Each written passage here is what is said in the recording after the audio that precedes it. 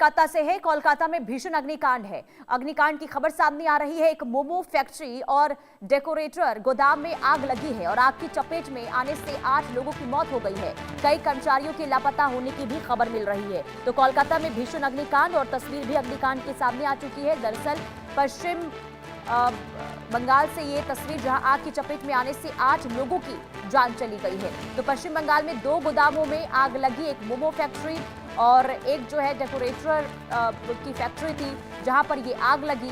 और आग लगने के बाद वहां पर अफरा तफरी का माहौल देखने को मिला है।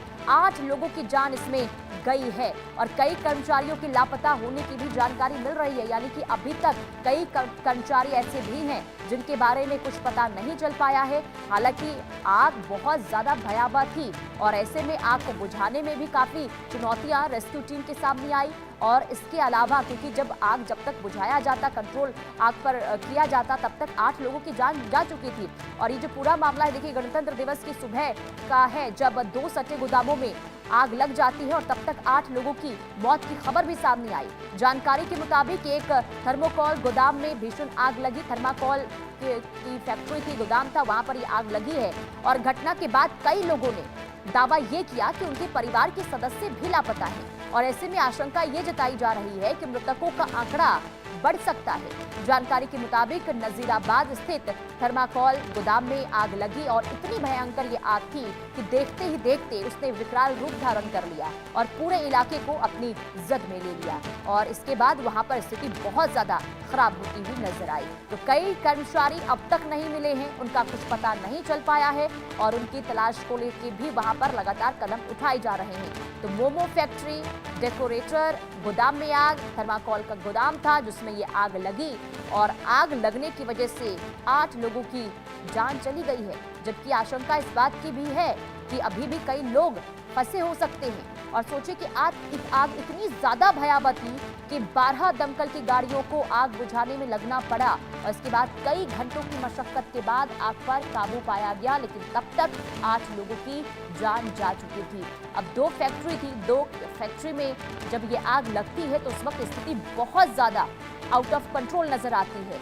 लोग वहां पर घबराते हुए, पैनिक करते हुए नजर आए, लेकिन स्थिति को कंट्रोल तब किया गया जब आग पर काबू पाया गया। रैनिक दत्ता संवाददाता कोलकाता से लाइव जुड़ चुके हैं।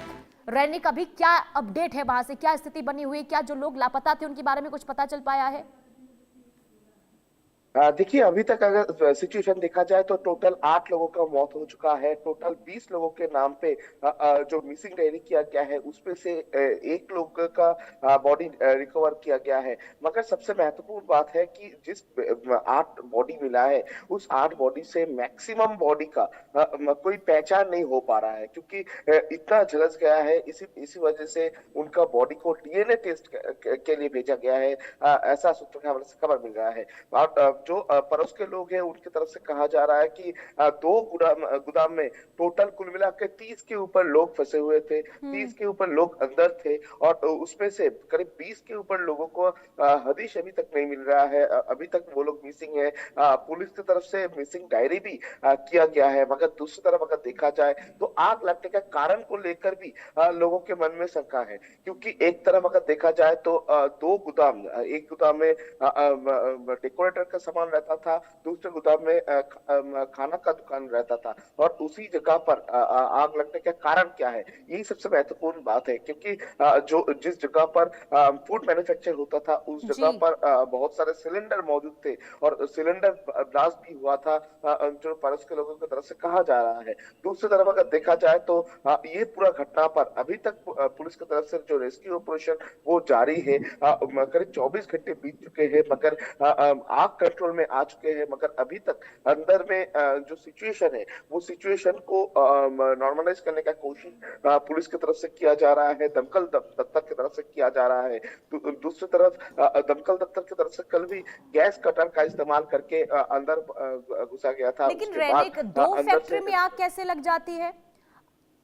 आग लगने के पीछे की वजह भी बताइए और 2 फैक्ट्री में आग कैसे लगी?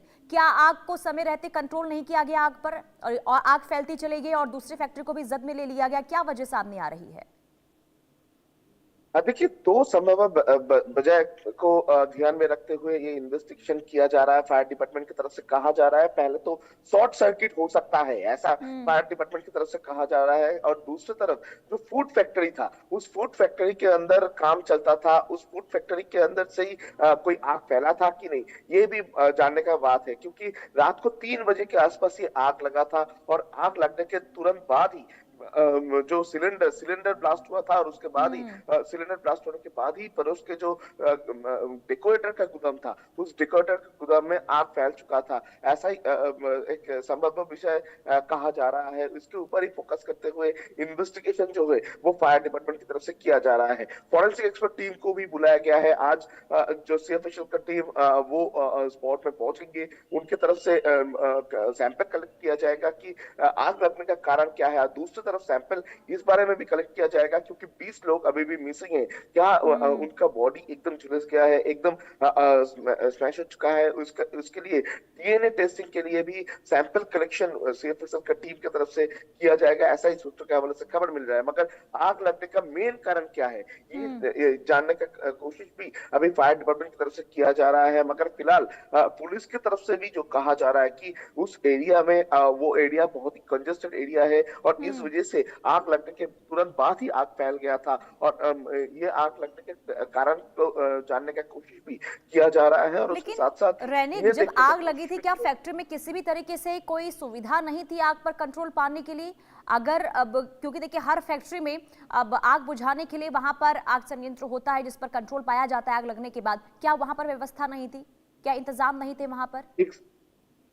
एग्जैक्टली पुलिस की तरफ से भी यही देखने का कोशिश किया जा रहा है कि जो दो फैक्ट्री में आग लगा था, उसका फायर जो सिस्टम, वो फायर एक्सटिंग्विशर सिस्टम जो है वो सही तरीके से काम कर रहा था कि नहीं। क्योंकि देखिए, फूड फैक्ट्री जिस जगह पे मौजूद था, उस जगह पर फायर लाइसेंस भी उनके पास था। तो फायर लाइसेंस होने के बावजूद भी फायर एक्सटिंग्विशर का जो काम है वो क्यों नहीं सही तरीके से हो पाया? क्या हम्म। सही तरीके से फायर लाइसेंस दिया गया था? क्या फायर लाइसेंस का जो प्रोसेस है वो प्रोसेस को फॉलो किया गया था? इसके ऊपर भी पुलिस का नजर है। और उसके साथ साथ ही ये दो गोदाम का जो मालिक है उनको भी पूछताछ के लिए पुलिस की तरफ से बुलाया गया है। पुलिस की हम्म। तरफ से ये भी देखा जा रहा है कि ये जो पड़ोस के जो गोदाम थे, जिस गोदाम में डेकोरेटर का सामान रहता था, उस जगह पर भी क्या फायर एक्सटिंग्विशर का कोई बंदोबस्त था कि नहीं, फायर लाइसेंस सही तरीके से था कि नहीं, ये जानने का कोशिश भी पुलिस की तरफ से किया जा रहा है। मगर हम्म। अभी अगर देखा जाए तो फिलहाल सबसे महत्वपूर्ण बात, जो 20 लोग मिसिंग हैं,